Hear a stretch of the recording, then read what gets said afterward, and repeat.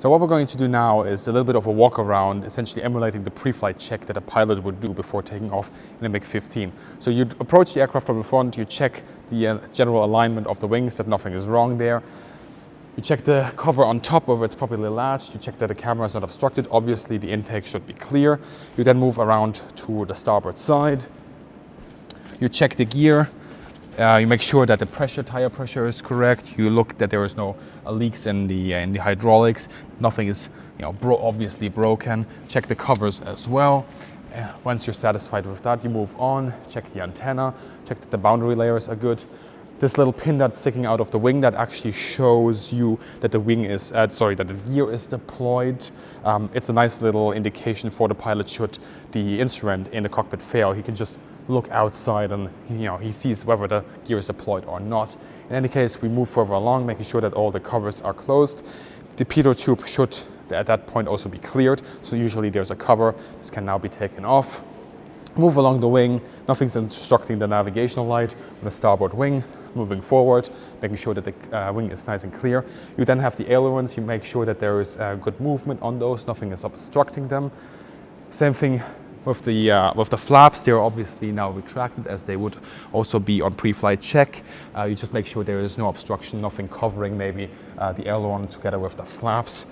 You make a second check also on the gear here and the hydraulics and the pneumatics there. Also looking at the wheel covers. You go back up, making sure that all the covers that you see on the aircraft are fine. For example, over here, that would be housing part of the gyro compass. Coming down here, this is of course the air brake. You see it's slightly extended now. Just making sure nothing is blocking it, that there will be free movement once you need them. Going over, you check the rudder, whether that is working fine. You also check the elevators that you have on top.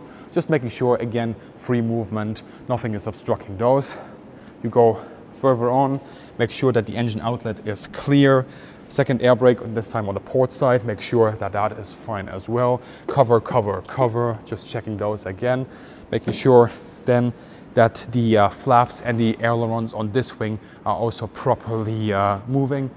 There's another cover right here also for the hydraulics. You make another check on the gear covers here. You make a check on the wheels.